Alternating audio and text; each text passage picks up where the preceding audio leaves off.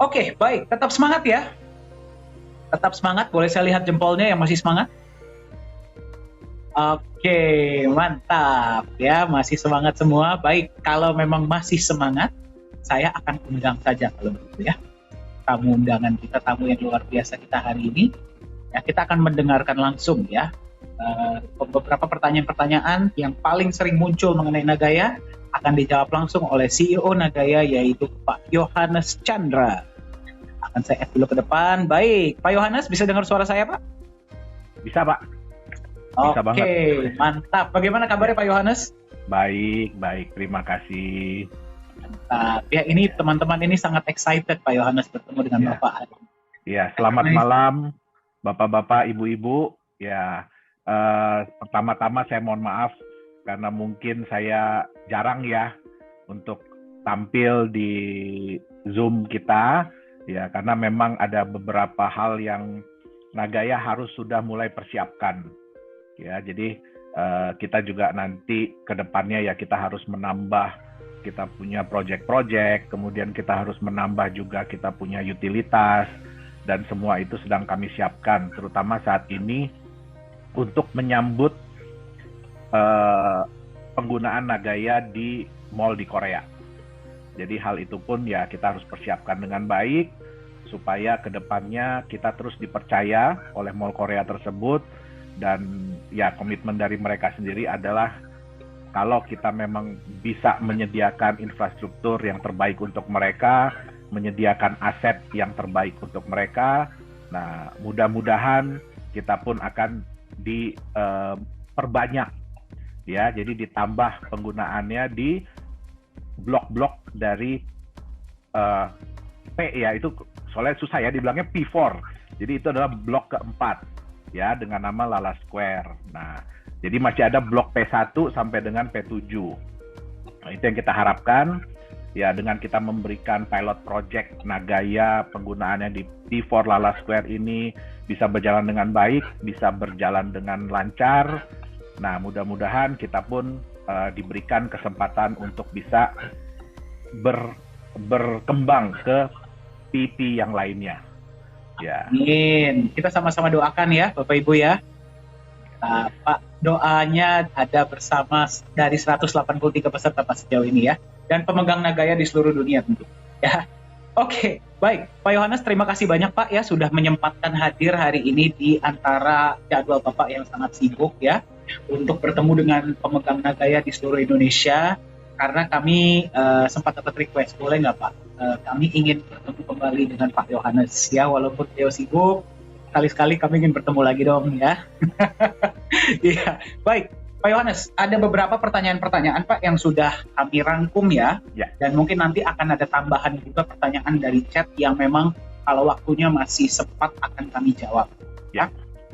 Baik, Pak Yohanes, pertanyaan pertama mungkin saya langsung share ya Pak Yohanes ya.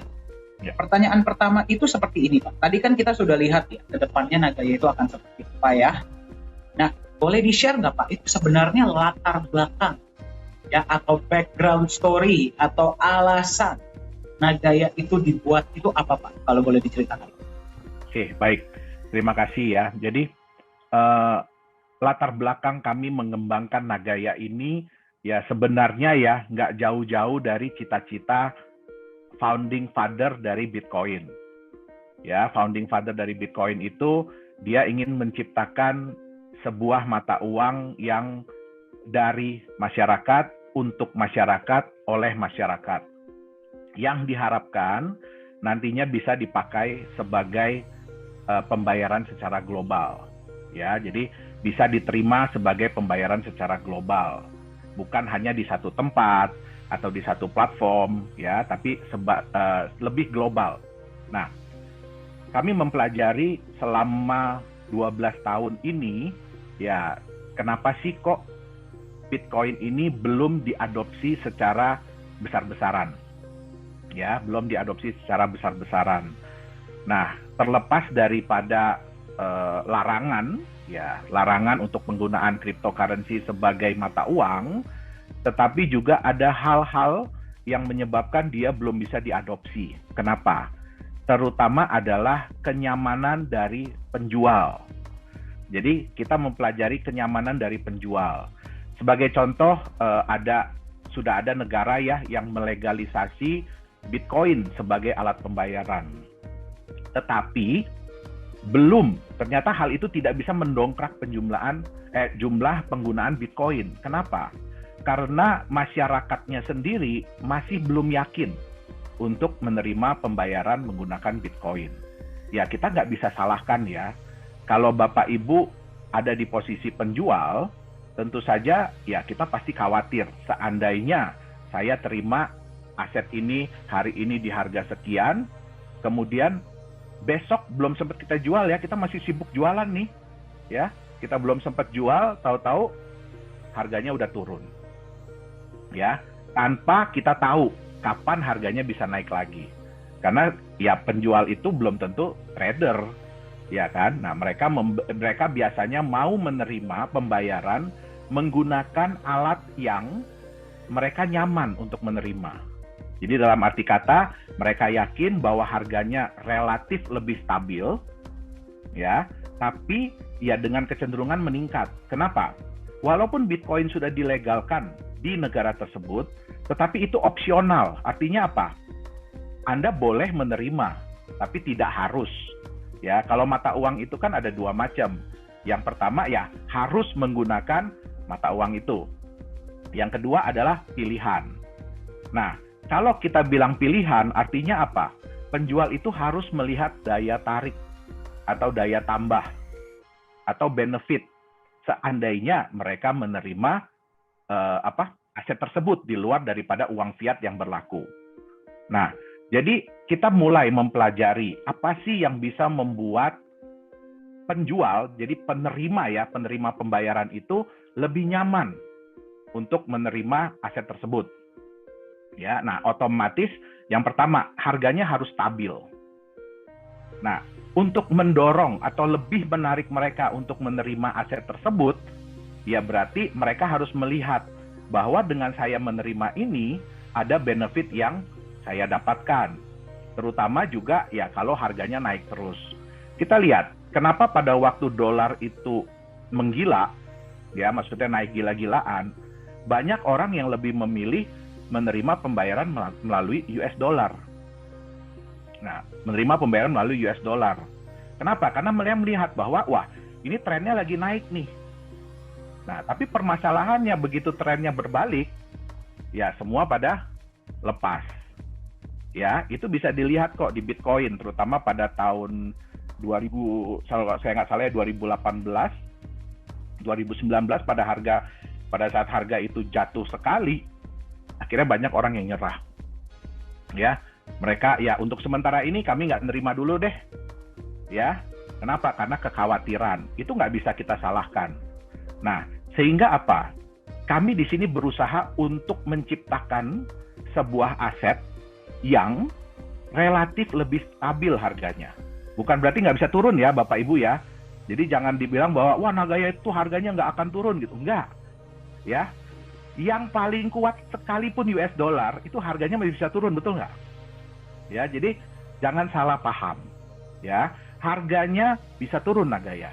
Tetapi dengan konsep yang ada, ya, kami berharap dan kami diperkirakan harganya relatif lebih stabil. Turun naiknya ya jangan terlalu parah-parah banget lah. Dengan kecenderungannya selalu meningkat. Nah, harga itu kan sebenarnya gampang. Prinsip harga pasar dari dulu sampai detik ini, ya kalau kita tanya sama ahli ekonomi sekalipun, prinsipnya gampang. Supply berkurang, demand bertambah. Jadi jumlah orang yang mau menjual berkurang, jumlah orang yang mau membeli bertambah.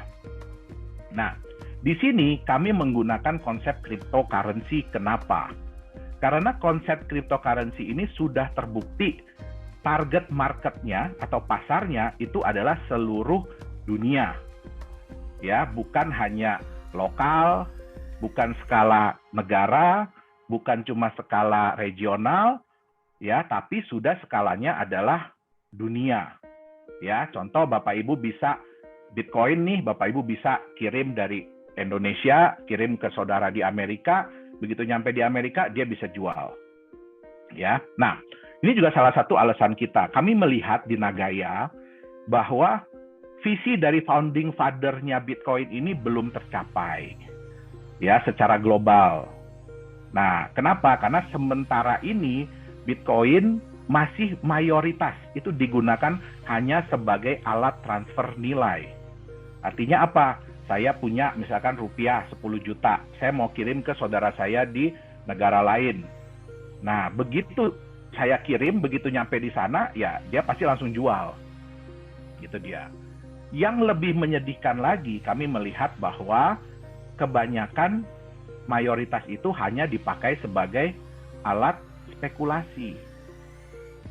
Nah, itu yang ya kita berusaha untuk ya menjadi semualah. Kalau kita bilang ya, semua cryptocurrency itu sebenarnya tujuannya adalah bagaimana masyarakat mau menerima asetnya untuk digunakan sebagai alat pembayaran. Ya. Nah, kita juga beruntung ya. Terus terang ya, kami tidak pernah berharap, kami tidak pernah menduga bahwa Nagaya itu secepat itu, ya secepat ini, ya ditangkap peluangnya oleh P4 Lala Square. Ya, kami juga nggak pernah menyangka, ya kan? Kenapa? Ya, mereka memang sudah lama ingin membuat mall cryptocurrency pertama di dunia. Kenapa? Karena ini mall berada di pusat pemerintahan baru Korea Selatan. Ya, pasti mereka ingin bikin icon dong. Ya, pengen bikin sesuatu yang berbeda. Ya, sehingga, wah, ya jujur Bapak Ibu ya, di Korea itu, waduh, cryptocurrency itu udah bukan lagi barang yang aneh. Ya, tapi ya kita bisa lihat ya, di Korea itu 200 exchanger, bayangkan Bapak Ibu. Dan hampir semua orang di Korea itu mereka mengenal kripto, mereka tahu kripto, mereka memiliki kripto. Nah, memang saat ini ya karena jujur ya Bapak Ibu ya, kalau Bitcoin itu adalah kisah sukses. Ya, kami juga ya sangat kagum sama yang namanya Satoshi Nakamoto, walaupun kita nggak bisa berterima kasih langsung kepada dia, ya kan, karena kita nggak tahu dia itu siapa, ya kan. Nah, tapi dengan konsep dia ini ya bisa merevolusioner dunia.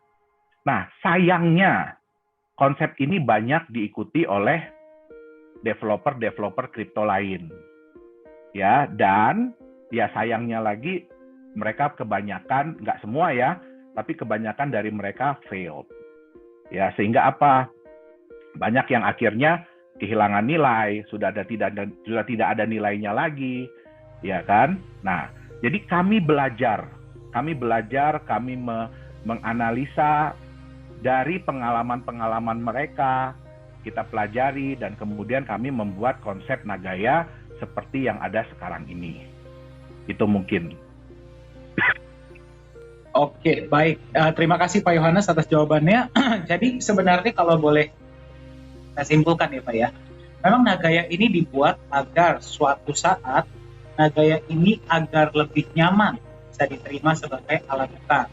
Betul. Ya, itulah kenapa Nagaya itu di backup oleh emas agar nilainya cenderung lebih stabil, ya, dan emasnya pun bisa bertambah seiring waktu. Jadi memang konsep ini dibuat untuk mewujudkan visi yang memang dari awal dibuat, yaitu bisa dijadikan alat tukar, Pak. Ada betul ya? Betul. Oke, baik ya. Jadi kita lihat, sorry Pak Dani, saya tambahin sedikit ya. Ya, silakan Pak. Kalau kita ingin menjadikan aset kita itu sebagai mata uang, ya kita harus belajar dari suatu negara. Ya, kita juga harus belajar dari suatu negara. Negara itu walaupun mereka bilang ya bahwa oh maaf ya, semua mata uang kami sekarang sudah tidak di-backup lagi oleh emas. Tapi semua negara itu rata-rata menyimpan devisa. Dan biasanya yang ditumpuk itu adalah emas. Itu adalah devisa. Ya, itu yang pertama. Yang kedua, apakah cuma dengan emas itu aja cukup? Nggak bisa. Ya, makanya negara itu harus menambah cadangan devisanya. Nah, itulah kenapa negara itu berbisnis. Ya, itu yang kita kenal dengan ekspor impor. Nah, dari situ nanti orang akan melihat apakah negara itu kuat atau tidak, stabil atau tidak. Ya, mata uangnya bisa dipegang atau tidak. Nah, jadi ya kalau kita ingin membuat mata uang, ya ini Nagaya juga berterima kasih ya. Kenapa? Karena kita juga pada waktu kita awal mendesain ini, ya kami banyak mendapatkan masukan-masukan ya dari para ekonom, dari bankir, ya itu banyak sekali masukan-masukan yang kami terima. Bagaimana sih caranya supaya Nagaya ini benar-benar nantinya bisa memberikan kenyamanan ya bagi orang-orang supaya mereka mau menerima Nagaya ini sebagai alat bayar. Itu dia Pak Dani. Oke, berarti memang ketika konsep Nagaya ini dibuat dan dirancang Pak Yohanes, ini berarti memang dipersiapkan untuk bisa diterima sebagai alat tukar. Betul. Berarti konsep totalnya itu memang revolusinya itu di antara itu, memang untuk mewujudkan impian itu. Oke, baik. Betul. Dan memang kita ya bisa dibilang cukup beruntung ya Pak ya, karena walaupun ya memang kita masih belum masuk market, kita pun sudah dipercaya oleh Before the Last Word di Indonesia. Baik, terima kasih Pak. Pertanyaan selanjutnya Pak. Ini tadi baru ada yang bertanya ya. Kenapa Nagaya Technologies Private Limited memilih mendaftarkan perusahaannya Pak di Singapura? Ya baik. Jadi kenapa kami alasan memilih di Singapura ya? Yang pertama adalah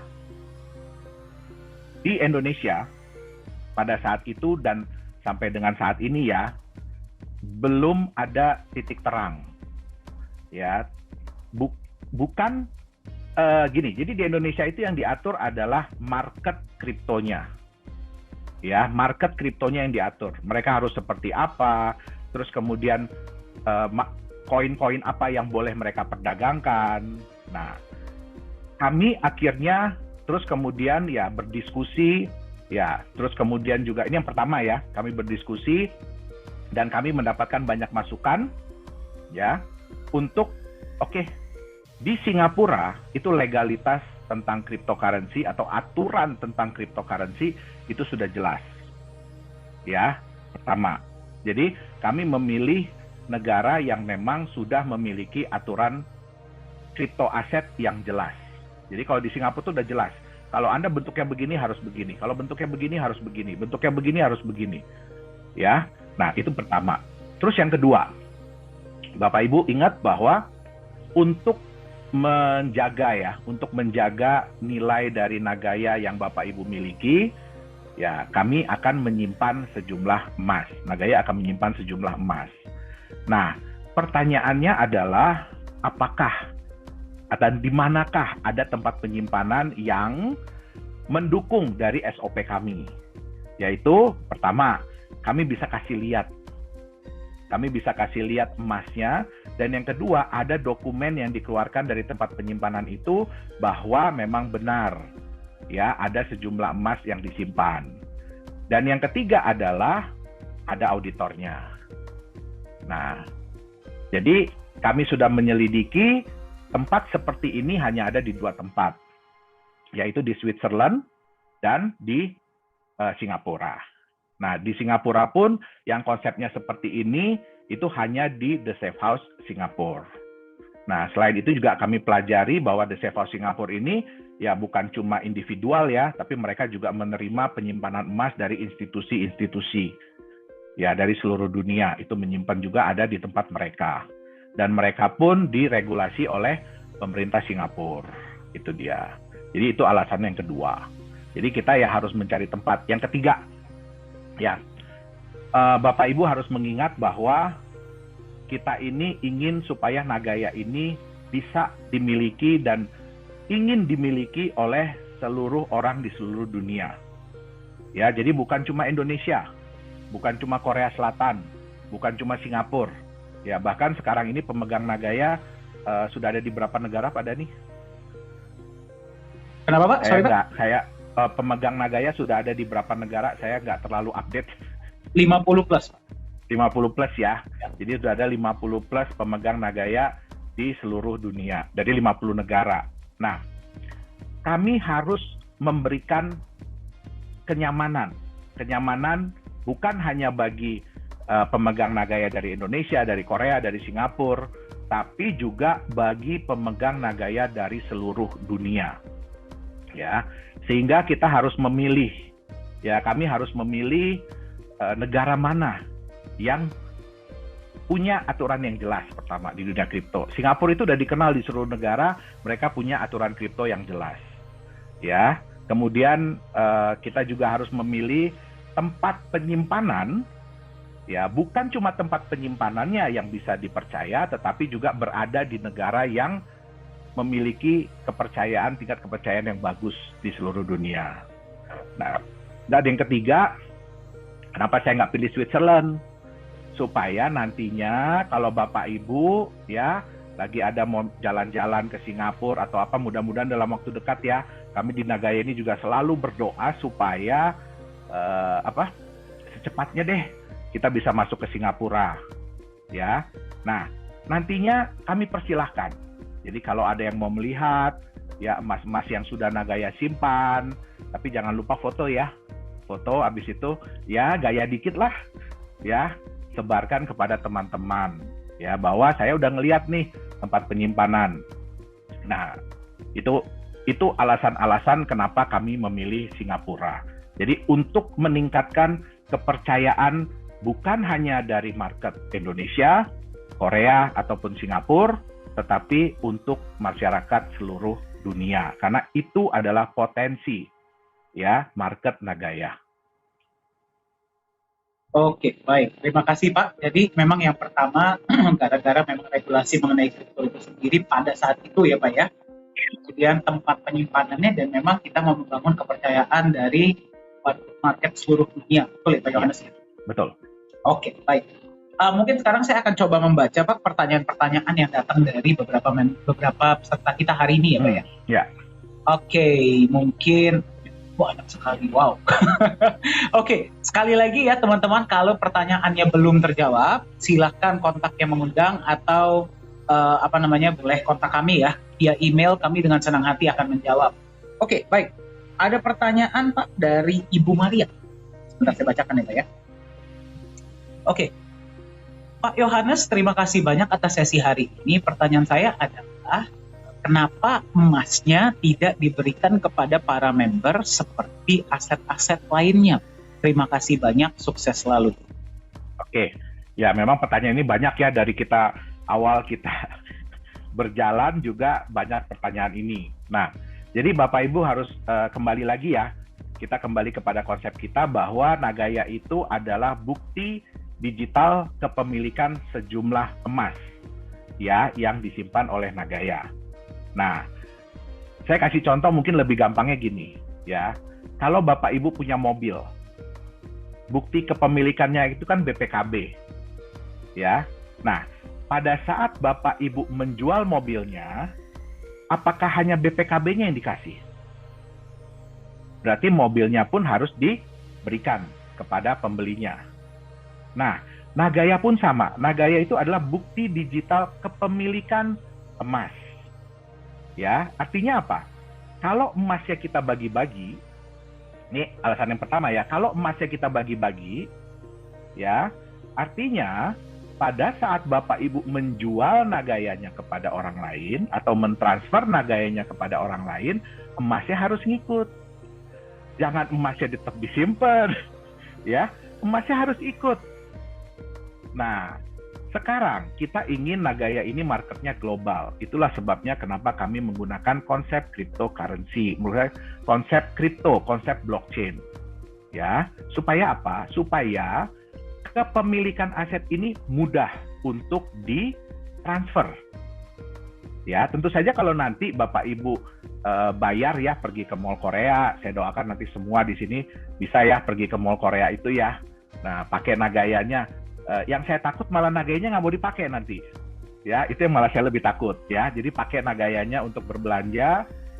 Nah, pada saat Bapak Ibu melakukan pembayaran, artinya hak kepemilikan dari Nagaya tersebut, sejumlah itu akan pindah kepada si penjual. Nah, otomatis hak atas emasnya pun pindah ke dia. Kan nggak mungkin Bapak Ibu waktu bayar bawa-bawa emas. Ya, terus emasnya ini dihitung berapa ya pembagiannya ya, udah potong-potong atau dikikis-kikis, diserut-serut gitu ya, terus dikasihin ke dia, kan nggak mungkin. Ya, nah jadi itu sebabnya untuk menambah kenyamanan, untuk meningkatkan kepercayaan, ya kami harus memilih, harus nih, nggak bisa nggak milih. Kami harus memilih tempat yang fair, yang adil bagi seluruh market di seluruh dunia. Yaitu kita pilih di Singapura. Nah, jadi Bapak Ibu cukup mentransfer nagayanya aja. Ya, emasnya tetap ada di the safe house. Nah, seperti mungkin udah sering ya dengar ya, bahwa nagaya itu bisa nggak diklaim emasnya? Bisa. Ya, silahkan kembalikan nagayanya kepada perusahaan. Kita bisa keluarkan emas yang membackup sejumlah nagaya yang dikembalikan tersebut. Ya, jadi kalau nanti lihat, untuk sekarang sih masih belum kelihatan ya, karena kita juga masih, ini kan saat ini kan kita force major. Ya, jadi kami pun masih belum bisa menambah emas tersebut secara berkala. Ya, tapi nantinya kalau ya mudah-mudahan secepat mungkin ya, saya juga berharap COVID ini secepat mungkin selesai. Nah, supaya kita bisa beroperasi kembali secara normal. Ya, nah, pada saat itu Bapak Ibu bisa melihat satu nagaya Bapak Ibu itu hak emasnya berapa sih? Nah, itu bisa diklaim dengan minimum berapa? Cukup 5 gram. Ya, jadi Bapak Ibu bisa mengembalikan nagaya, itu dihitung nanti sampai dapat 5 gram, silahkan kembalikan ke kami akan keluarkan emasnya. Dan emas itu adalah emas LBMA grade. Jadi kalau di Indonesia itu setara dengan emas antam. Ya, nah itu dia tadi. Jadi ya kita harus kembali lagi ya, kita harus mencari tempat di yang mana nih yang kira-kira bisa memberikan kepercayaan, kenyamanan bagi seluruh pemegang nagaya di seluruh dunia. Oke, baik. Ya berarti ini saya simpulkan sedikit ya Pak Yohanes ya. Ya. Berarti karena nagaya ini kembali kepada visi awalnya, jangka panjangnya adalah nagaya ini kan ingin bisa digunakan sebagai alat tukar. Betul. Kan? Kalau misalkan kita mau mentransfer ya sebagai alat tukar ini kepada negara lain contohnya, berarti kalau misalkan emasnya kita berikan, ya berarti emasnya pun harus ikut ditransfer. Iya, saya lupa tadi. Ya, saya lupa tadi. Kalau Bapak Ibu, atau JNE gitu ya. Iya, transfer nagayanya ke temennya misalkan di Eropa gitu kan, atau di Amerika. Terus, waduh, kan emasnya harus dikirim juga ke dia. Ya. Nah, itu kan ribet. Belum lagi kalau kita nanti ada tambahan emas. Masa saya mesti kirimin ke Bapak Ibu emas 0,02 gram. Satu orang satu-satu. Waduh, hilang di jalan, repot lagi urusannya nanti kan. Betul. Betul. Jadi ya memang karena itulah kita bantu administrasikan ya. Tapi tetap saja ya, walaupun pemegang nagaya ini ingin mengembalikan emasnya ya minimal 5 gram tadi, itu bisa ya Pak Yohanes. Mengembalikan nagayanya, sorry. Ya, dan mengambil emasnya bisa. Mengambil emasnya bisa. Ya. Dan itulah yang namanya sistem mengembalikan nagaya, dan kemudian nagayanya di-burn ya Pak Yohanes. Dan nagayanya tidak akan kita sirkulasikan lagi. Jadi nggak akan kita jual lagi. Kenapa? Karena emasnya udah keluar. Jadi nagaya itu udah kopong. Ya, udah nggak ada isinya lagi, udah kopong. Sehingga nagayanya akan kita burn. Ya, istilahnya di dunia kripto itu adalah di-burn. Ya, atau di-scrap. Itu dia. Oke, baik. Terima kasih, Pak. Oke. 오늘보다 내일이 더욱 빛나야 할 당신. 눈이 아닌 마음에 새겨질 공간 철학을 담은 복합 컬처랜드 라라 스퀘어. 행복과 성공이라는 단어가 눈부신 피날레가 되어 당신 삶에 머무를 것입니다. 당신이 뛰고 남긴 발자국이 성공 키워드가 되는 것. 라라 스퀘어가 말하는 최고의 가치.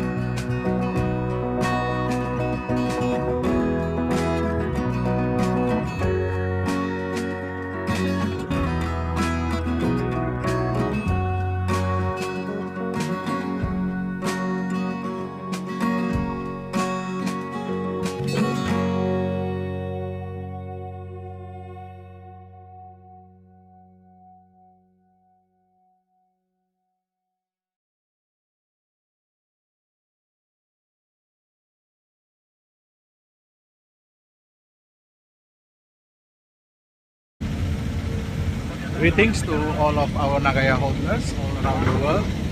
Today is Thursday, 10th of November 2022. It's around 3:30 p.m. at the afternoon. I am back to one of our mining location, same location as our previous videos. As you can see, okay, we already doing the production of nickel ore in this location. Probably you can see all the greenish things, yeah, down there. So that is the nickel ore. Yeah. So this is behind me. This is all our nickel ore.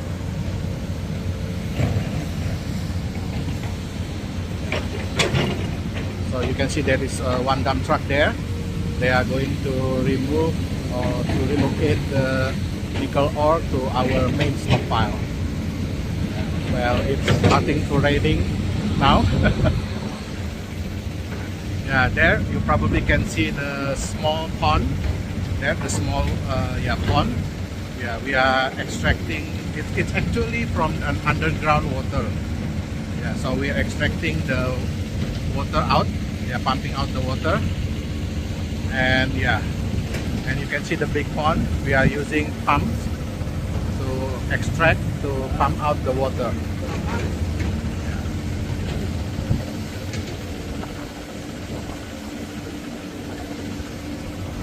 So I'm gonna show you.